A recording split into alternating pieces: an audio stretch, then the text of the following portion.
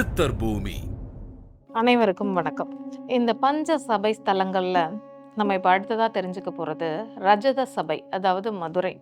இங்க என்ன அப்படின்னா, உலகத்திலேயே இல்லாத ஒரு பெரிய அதிசய நிகழ்வா, பொதுவாவே நடராஜர் எப்படி இருப்பாருன்னா, இடது காலை தூக்கி நின்னு தான் ஆடிட்டு இருக்க மாதிரி நம்ம பார்த்திருப்போம்.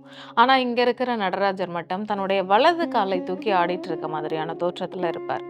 இதற்கு பின்னணி தான் என்ன? இதற்கு பின்னாடி என்ன வரலாறு இருக்கு அப்படின்னா, அது ரொம்ப சுவாரஸ்யமான ஒரு சம்பவம்.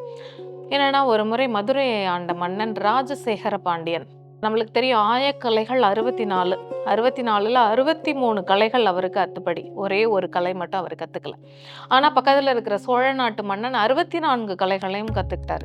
கத்துக்கிட்டதோட மட்டும் இல்லாம இந்த சோழ நாட்டு மன்னன் பாண்டிய நாட்டு மன்னன் கிட்ட 64 கலையில ஒரே ஒரு கலையை உன்னால கத்துக்க முடியாதா அப்படின்னு கொஞ்சம் கேளிக்கையா பேசிடுறாரு.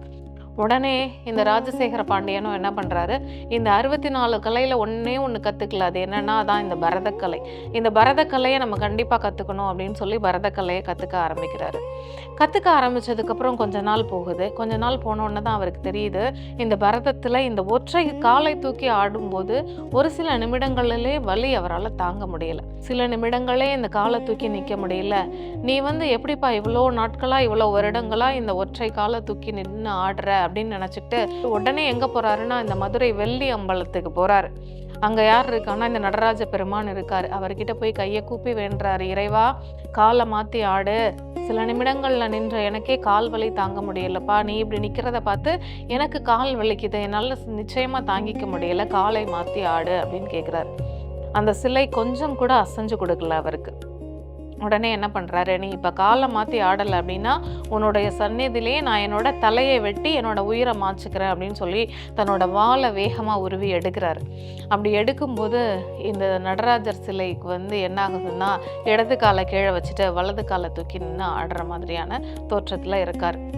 இதை எதற்காக நம்ம இப்படி பார்க்குறோம் அப்படின்னா, ஒரு பக்தனோட பக்திக்கு கட்டுப்பட்டு அந்த இறைவன் என்ன பண்ணியிருக்காருன்னா, தன்னோட தோற்றத்திலே ஒரு பெரிய அமைப்பை மாற்றி கொடுத்துருக்காரு. சிவபெருமான் எப்படிப்பட்ட ஒரு பக்தனோட பக்திக்கு கட்டுப்பட்ட கடவுளா நம்மளுக்கு காட்சிக்கு தர்றாரு பாருங்க. இப்போவும் இந்த மதுரை மீனாட்சி அம்மன் கோவில்ல இருக்கிற இந்த வெள்ளி சபை நடராஜர் நம்மளுக்கு எதை உணர்த்துறாரு அப்படின்னா, ஒரு பக்தனோட பக்திக்கு இறைவன் எப்படியெல்லாம் கட்டுப்படுவார் அப்படிங்கிறத ஒரு அளவிட முடியாத செய்தியை நம்மளுக்கு இன்றைக்கும் உணர்த்திட்டு இருக்கார்.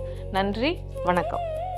ஜோதிடத்தின் பரிணாம வளர்ச்சி. ஏஎல்பி ஜோதிடம், உங்க வாழ்க்கை உங்க கையில்.